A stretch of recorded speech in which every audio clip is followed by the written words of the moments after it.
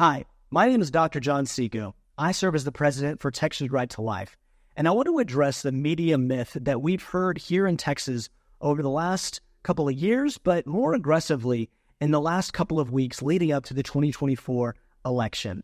The accusation is that pro-life laws jeopardize women's health in the cases of ectopic pregnancy, miscarriage, and medical emergency. The reality is that Texas pro-life laws are carefully crafted to protect preborn children from the violence of abortion and to protect their mothers, pregnant women in Texas, in tragic cases like miscarriage and ectopic pregnancies, as well as extremely dangerous situations in medical emergencies. Texas law does both. However, there has been a lot of misinformation in media, social media, on campaign advertisements in the campaign trail that we've heard from national figures as well as local politicians. The reality is that in the Texas legislature, we carefully crafted a definition of abortion to make sure that whenever you see in law a reference to abortion, a pro-life law that applies to protecting children from the violence of abortion, that it is not talking about doctors treating women in miscarriages or ectopic pregnancies. We put that right in the definition of abortion in Texas law, that this is in no way referring to treating a woman who has suffered a miscarriage or ectopic pregnancy. No pro-life law should slow down a doctor who has a woman who has experienced the tragedy of a miscarriage or ectopic pregnancy. We see the second case of medical emergencies.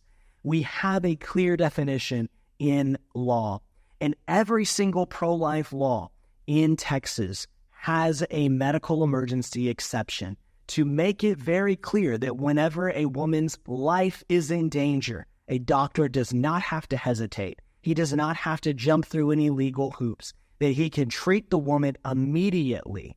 There may be some reporting or some follow-up for that doctor, some paperwork for him to do, but the reality is doctors can treat pregnant women experiencing a medical emergency immediately. We also see that definition of medical emergency has an additional provision allowing doctors to treat women. Maybe their life is not in danger, but they may experience a threat to a major bodily function. Maybe they may lose their reproductive ability. We have that in the definition of medical emergency. We make it very clear that doctors should be able to treat women in these circumstances no matter what. We see that the Texas Medical Board has come out with rules clarifying exactly what this definition means, adding some clarity, some questions that have been raised. Now, we understand there are genuine doctors throughout Texas who may be confused. Thankfully, they're the minority. We see reports from our Health and Human Service Commission coming out every month to clarify, to show that there are doctors around the state who know what these exceptions mean and are treating women when they are suffering a miscarriage, ectopic pregnancy, or medical emergency. We're seeing that most doctors know what they can do under the law. However, there are doctors that are confused. There are doctors that don't know what the law is, or that they have been inundated by the media misinformation and they have believed it. And so they're not exactly sure what they can do when they are treating a pregnant woman.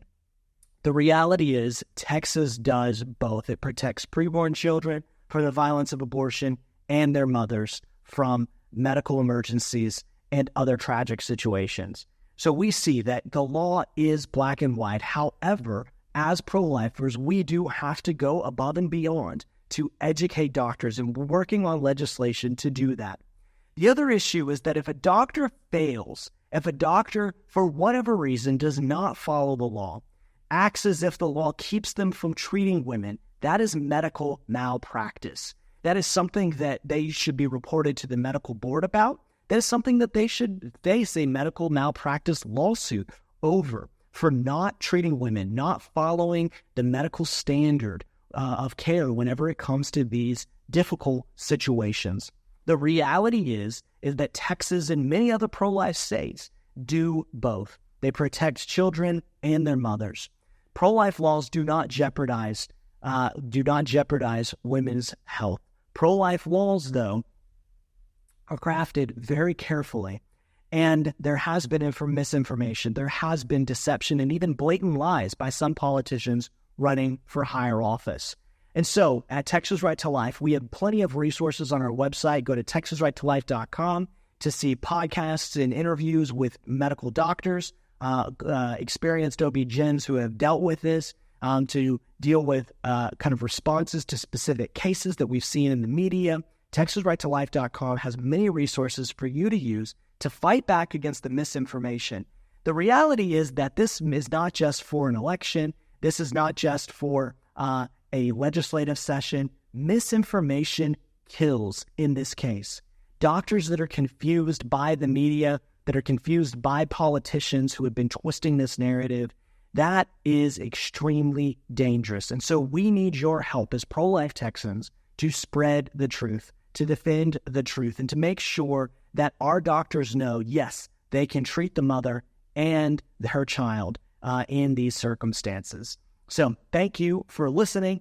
Please go to TexasRightToLife.com to access those resources and share them on social media with your friends, your family, and your friends. This is a critical issue we must get right. And thank you for your help.